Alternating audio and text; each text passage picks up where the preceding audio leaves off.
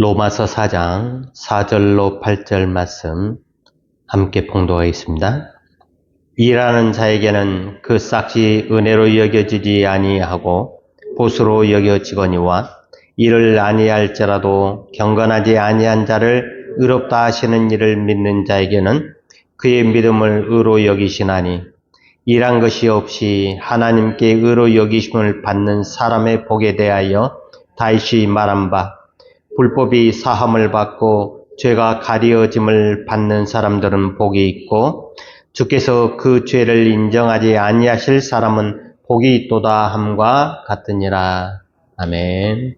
자, 오늘은 기독교의 근본적인 그 진리 가운데서 가장 중요한 것들 중에 하나인 신앙이라고 하는 것을 좀 살펴보기를 원합니다. 이것은 예수 그리스도 안에서 발견되는 하나님을 믿는 신앙을 뜻하고 있지요. 그래서 기독교 신앙을 가장 선명하게 보여주고 있는 것이 바로 사도신경이라고 볼 수가 있지요. 이 사도신경은 나는 하나님을 전능하신 아버지로 하늘과 땅의 창조자로 믿습니다.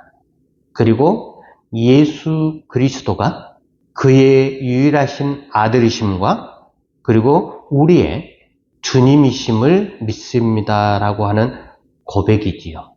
이것은 단순히 초자연적인 존재를 우리가 하나님으로 고백하는 믿음을 말하는 것이 아니지요. 하나님을 아버지로 그리고 예수 그리스도를 그분의 유일한 아들이심과 우리의 주인 되심을 고백하는 그 믿음. 자, 예수 그리스도를 믿으면서 그분 안에서만 발견되는 그 하나님의 실제성을 믿는 신앙이 바로 기독교 신앙이죠. 자, 신앙이라고 하는 것은 우리 기독교만이 가지고 있는 독특한 성질이 아니죠. 모든 종교가 다 신앙이라고 하는 것을 가지고 있습니다. 그런데 그 신앙, 어떤 신앙을 가지느냐가 가장 중요한 것이죠. 상식적으로 말해서 신앙이라고 하는 것은 믿는 행위를 말을 하고 있지요. 믿는다라고 할 때 중요한 것이 뭐냐면은 내가 믿는다라고 하는 것입니다. 그러니까 나라고 하는 존재와 믿는다라고 하는 그 사이에서 우리는 기독교 신앙다운 독특한 점을 발견할 수가 있는데 이 나라는 존재와 믿음이라고 하는 것, 믿는다라고 하는 것이 기독교 신앙의 실제성을 이어는 두 개의 열쇠가 되는 것이죠.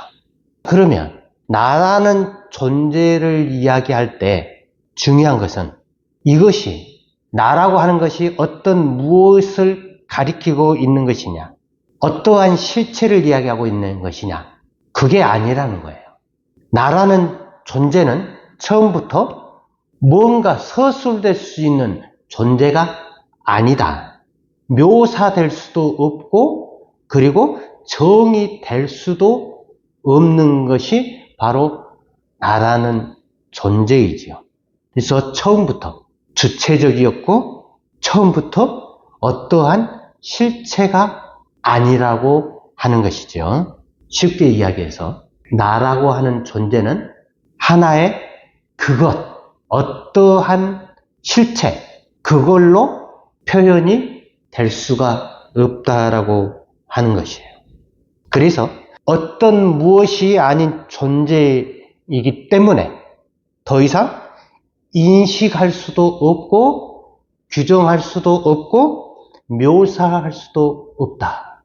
그런데 우리 인간의 의식이란 것은 처음부터 어떤 것을 인식하는 행위를 하는 그러한 습성이 있어요. 그래서 우리 인간의 인식은 상대를, 생명을 어떤 것으로 인식을 하는 그러한 행위인데, 이거는 상대가 원래 그렇기 때문에 그렇게 인식을 하는 게 아니고, 우리 인간의 의식이라고 하는 게 인식을 하게 될 때에는 항상 어떠한 실체로, 사물로 인식을 해야만이 비로소 거기에다가 서술을 할 수가 있다라고 하는 거예요.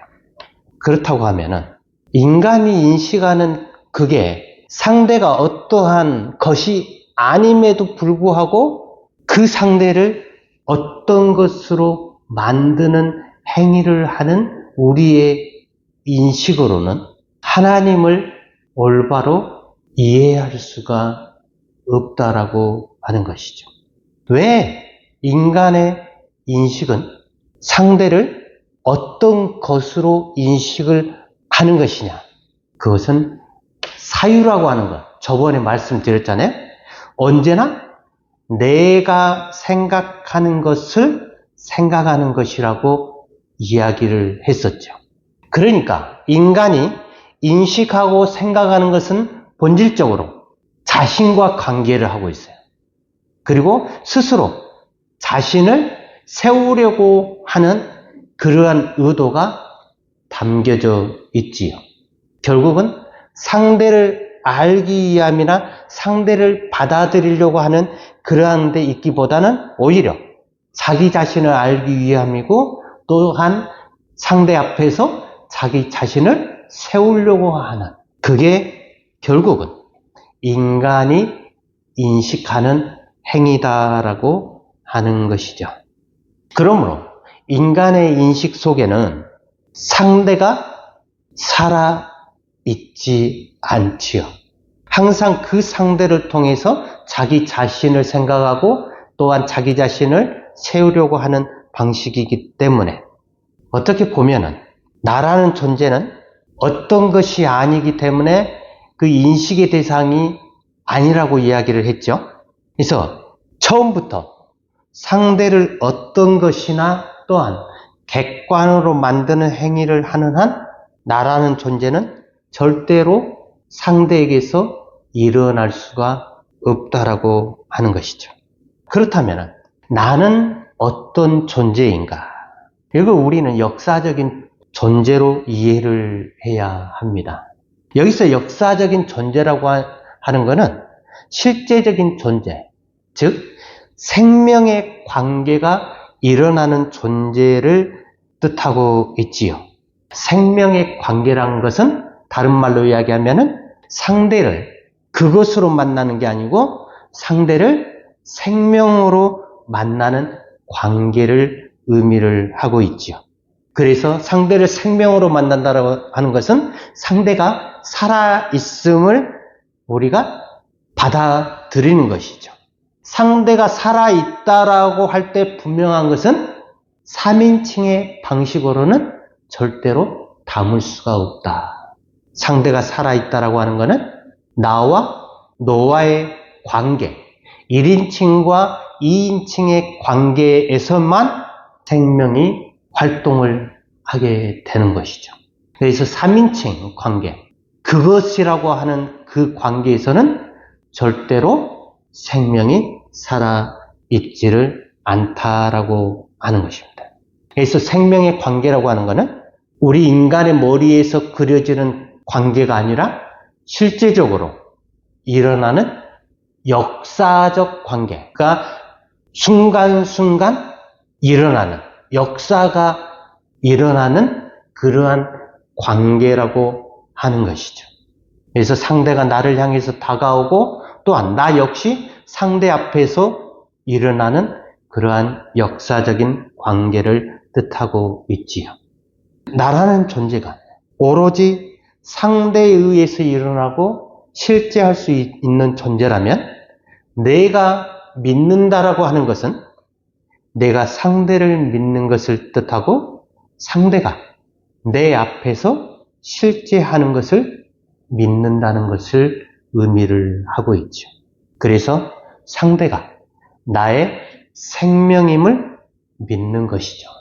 자, 여기서 믿는다라고 하는 것은 상대가 내 앞에서 실제하고 있기 때문에 확신성에 기인해서 내가 믿는 것이죠. 이 말이 무슨 말이냐면, 내가 하나님을 믿는다라고 하는 이야기는, 하나님은 눈에 보이지 않으시잖아요.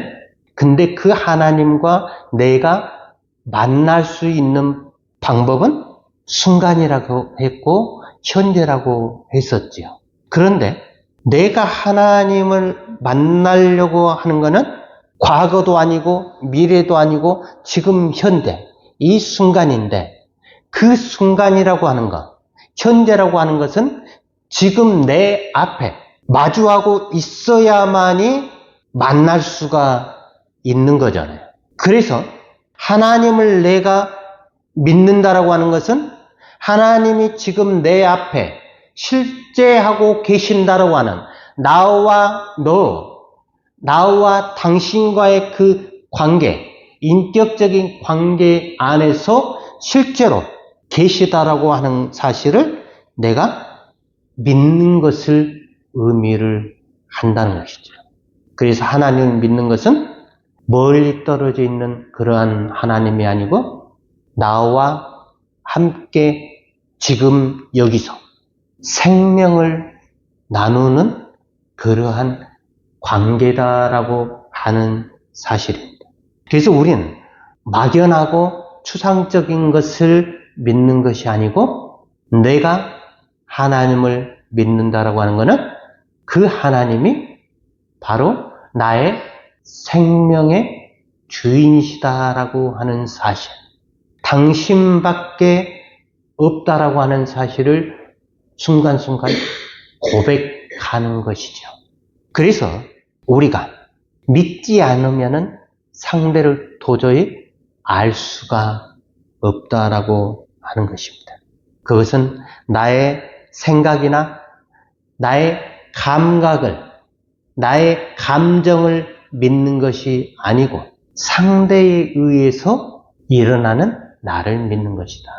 그래서 일어난다라고 하는 게 어떤 동작을 행하는 그게 아니고, 내 영혼이 하나님으로 인해서 하나님밖에 없다라고 하는 거에 우리가 반응하고 고백하고 인정하는 그러한 일들을 통해서 상대가 나의 주인이심을 내가 고백하는 것이죠.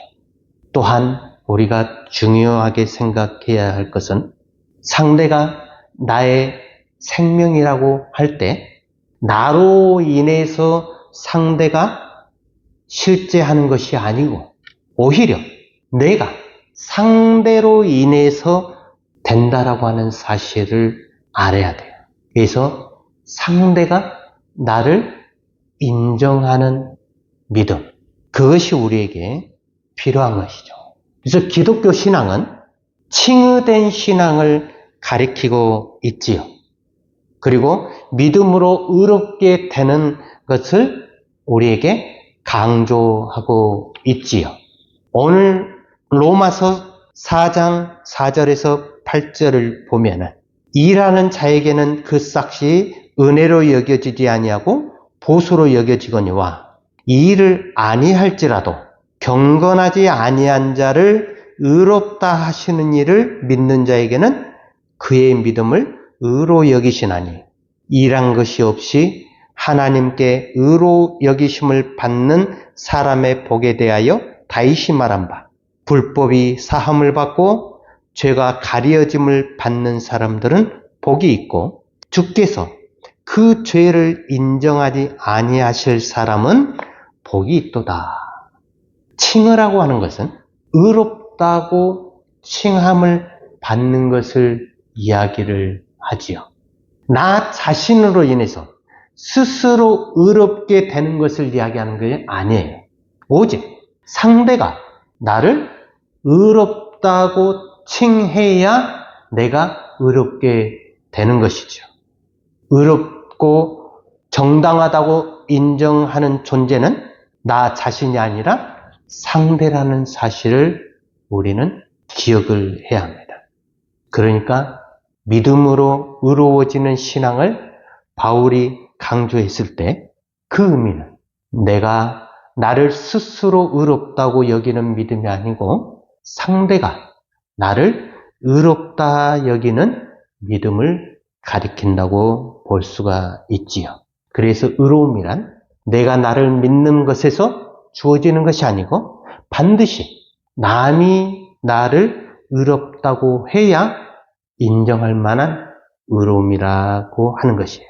상대가 아니라면 의로움도 없고 칭의도 없는 것이죠. 그래서 그 상대가 바로 하나님이시죠. 하나님은 나하고 완전한 남이에요. 남이라고 하는 것은 이게 나쁜 의미가 아니고 완전히 개별적인, 그래서 나와 너와의 관계가, 인격적인 관계가 형성이 되겠지요. 근데 우리가 이 남이라고 하는 그 개념을 이해를 못하면은 이 땅을 살아가는 삶 가운데서 항상 오해하고 뭔가 그 자기의 그 서운한 감정들을 드러낼 수밖에 없는데, 이게 부부 간의 관계에서도 남편과 아내는 남이에요. 이 사실을 기억을 해야 해요. 부모와 자식 간의 관계에서도 철저하게 남이에요. 이 관계가 제대로 정립이 안 되어 있으면 내가 상대방의 주인으로 늘 서려고 하는 거예요. 나의 생각, 나의 감정, 내가 생각하는 그러한 것들대로 상대가 행동을 하지 않고 움직이지 않으면 거기에 대해서 불만을 이야기하기 시작을 하지요. 철저히 상대를 통해서 내가 주인이 되려고 하는 우리 인간의 가장 기본적인 욕망이 나오게 되지요. 절대로 상대는 내가 될 수 없다라고 하는 사실이죠.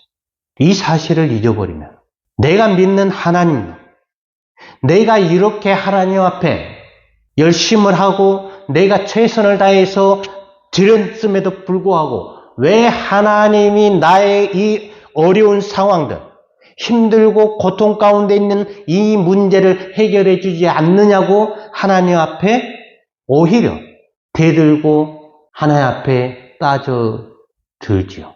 그것은 하나님은 철저히 나와 완전히 다른 존재라는 사실을 잊어버리기 때문에 내 마음대로 할 수 있는 거 하나도 없어요. 그래서 남편도 아내도 자식도 친구도 어느 누구도 내 마음대로 할 수 있는 게 하나도 없다. 오직 상대가 움직여야만이 비로소 거기에서 역사가 일어나는 것이죠.